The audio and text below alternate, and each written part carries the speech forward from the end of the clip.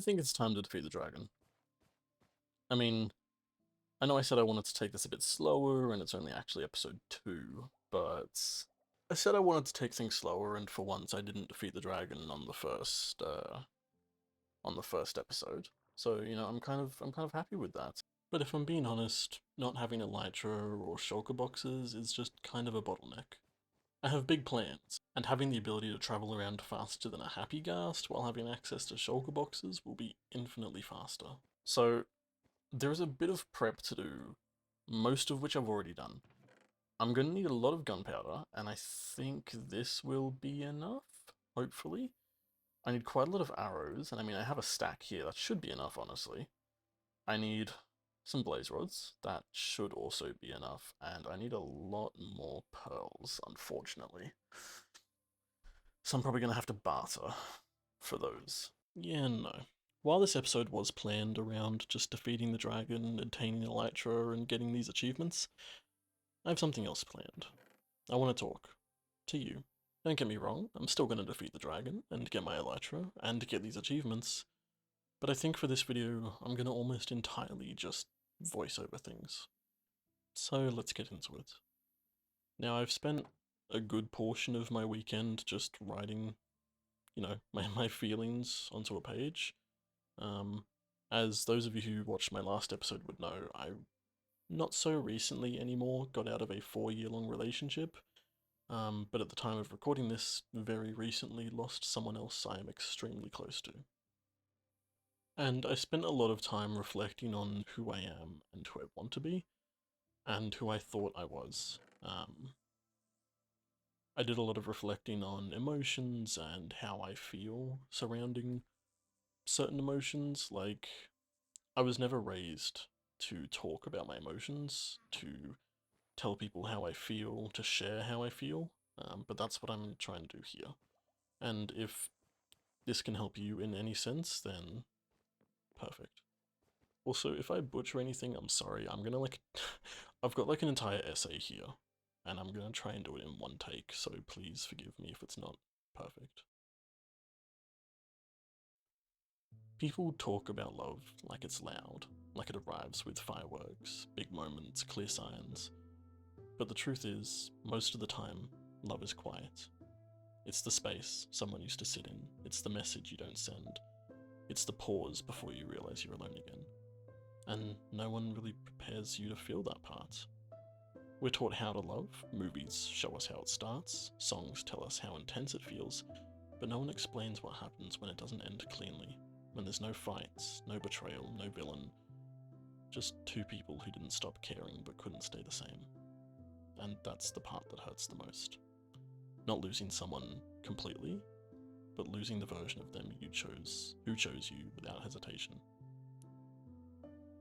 You don't wake up one day and feel broken. It happens slowly. You notice it when their replies get shorter, when "I'm just busy" starts to feel heavier than silence, when you stop telling them things because you don't want to feel like a burden.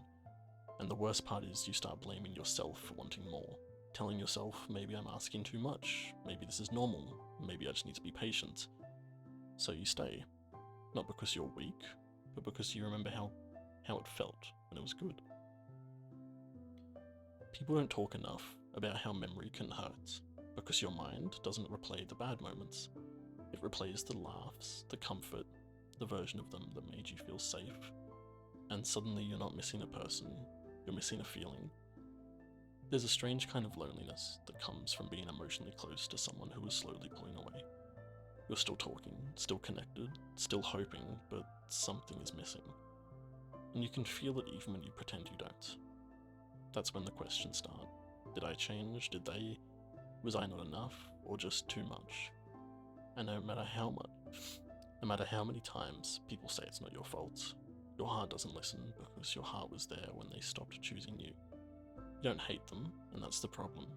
You understand them, you make excuses for them, you see their struggles, their fears, their reasons, and somehow you turn their distance into your responsibility. And no one warns you how exhausting that can be. Because loving someone who isn't ready feels like holding your breath and calling it patience. Eventually, something breaks.